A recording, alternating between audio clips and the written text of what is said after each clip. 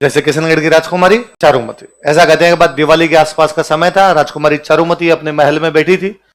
बाहर आवाज आएगी, चित्र खरीद लो, पेंटिंग्स खरीद लो। राजकुमारी चारुमती ने अपनी नौकरानी को भेजा कि देखो बाहर कौन है। बाहर एक बूढ़ी महिला पेंटिंग्स बेच रही थी। उस बूढ़ी महिला को महल के अंदर बुलाया गया, उसे बहुत सुंदर सुंदर पेंटिंग्स खरीदी गई, कुछ हिंदू देवी देवताओं की, कुछ हिंदू राजा रानियों की, जैसे भगवान शिव, भगवान गणेश, भगवान राम, भगवान कृष्ण, कुछ राजाओं के जैसे सांगा, कुंभा, प्रताप, हमीरदेव चौहान, पृथ्वीराज चौहान। उस बूढ़ी महिला की खूब अच्छी खासी बिक्री हुई।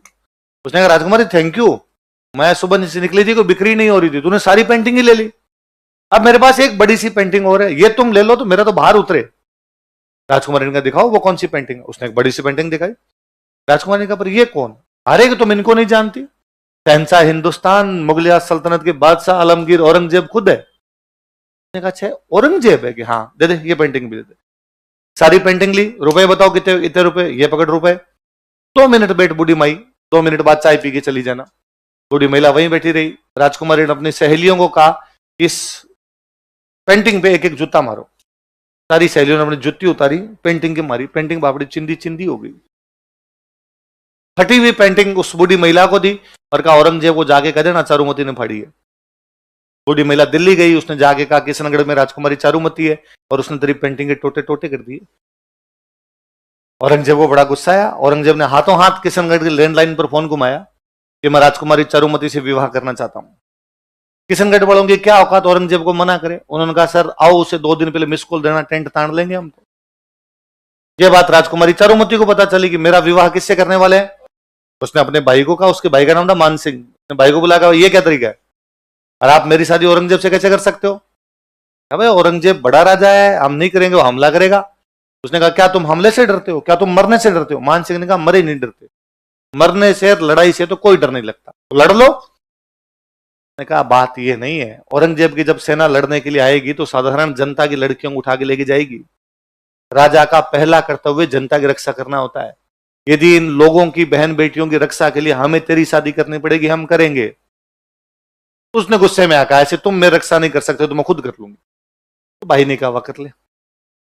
अब राजकुमारी चारुमती को लगा अपनी रक्षा कौन करे, और उसे याद आया कि एक दिन टीवी पर एड आ रहा था, यदि किसी राजकुमारी से औरंगजेब जबरदस्ती शादी करना चाहता हो तो टोल फ्री नंबर पर कांटेक्ट करे। और उसने राज सिंह जी के पास मैसेज किया कि जिस प्रकार भगवान कृष्ण रुक्मणी का हरण करके ले गए थे, इसका हरण करके ले गए थे, उसी प्रकार आप मेरा हरण करके ले जाइए और मुझसे विवाह कर लीजिए। राज सिंह जी के पास ऐसे मैसेज आते ही रहते, टोल फ्री नंबर पे कोई मैसेज कर देता है। राज सिंह जी ने पहले डीपी चेक की, उनका ठीक है डन, शादी का कार्ड भेजो, कब है तुम्हारा ब्याह, मैं आ जाऊंगा। अब राज सिंह जी ने औरंगजेब को मैसेज किया, औरंगजेब वो तुम किशनगढ़ ब्याह करने के लिए जा रहा था? उसने कहा हाँ, तो मत जाना, वहां मैं करूंगा शादी। इससे थोड़े दिन पहले अपने एक जगह पड़ी झीलवाड़ा, झीलवाड़ा के पास में एक जगह पड़ती है रूपनगर। कौन जगह है? रूपनगर की एक राजकुमारी जिसका नाम था चंचल कुमारी। क्या नाम था? औरंगजेब चंचल कुमारी से शादी करना चाहता था, राज सिंह पहले जाके शादी करके आ गया। औरंगजेब ने कहा ये क्या तरीका है, मतलब चंचल कुमारी से भी तू करके आ गया, चारुमती से भी तू कदे एस फूलते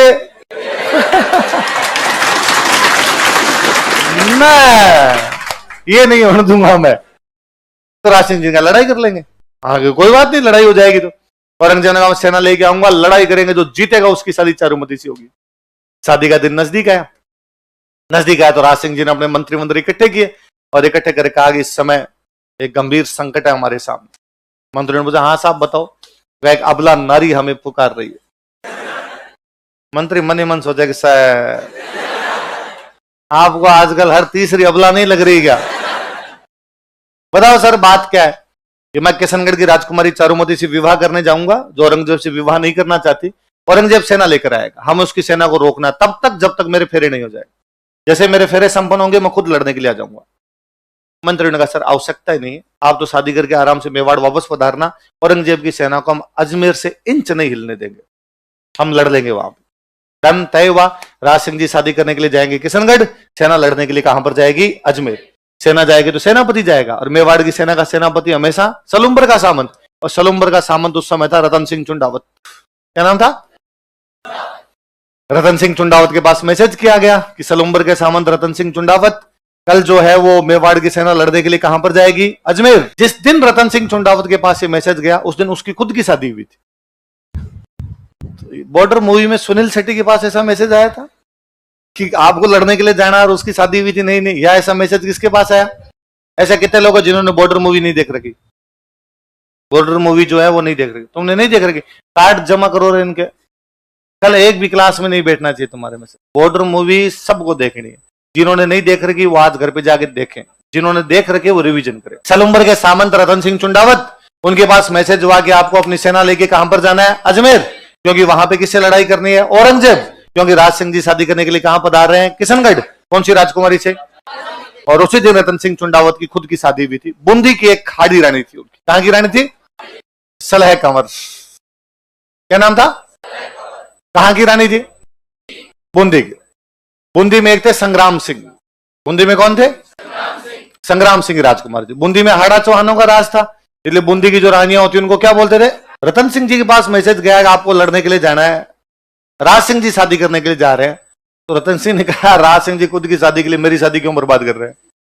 मेरे घर में भी तो शुभ काम है, आज ही मेरी शादी हुई है, मैं ऐसे बीच में ब्याह छोड़ के कैसे जाऊं? ये बात उनकी रानी को पता चलती है। रानी का नाम क्या है? रानी तो क्या रही होगी, 17-18 साल की लड़की रही होगी। उस समय शादी की उम्र यही थी, 15-16 साल की उम्र में शादी कर दिया करते। और वो राजकुमारी कितनी इंटेलिजेंट और कितनी देशपरायण रही होगी कि उसने रतन सिंह चुंडावत को कहा कि ना, आपको लड़ाई के लिए जाना चाहिए। शादी ब्याह सब अलग, देश के लिए लड़ना सबसे बड़ा काम। कर्तव्य से बढ़कर इस दुनिया में कुछ भी होता, ड्यूटी इज ड्यूटी। ड्यूटी ये कहती है कि मेवाड़ की हरावल में हमेशा सलुम्बर का सामंत जाएगा, और इस समय सलुम्बर के सामंत आप रतन सिंह चुंडावत हो, तो आपको जाना चाहिए। रतन सिंह ने वापस कहा कि मैं हमेशा जाता हूं, मैं मेरे कर्तव्य से कभी नहीं मुक रहा हूं, और मैं छोड़ो, मेरे दादे परदादे हमेशा इस मेवाड़ की सेना के हरावल में रह के लड़ते हुए मारे गए होंगे, हम 1 इंच पीछे नहीं हटे। इस बार हमारे घर में शादी का काम है।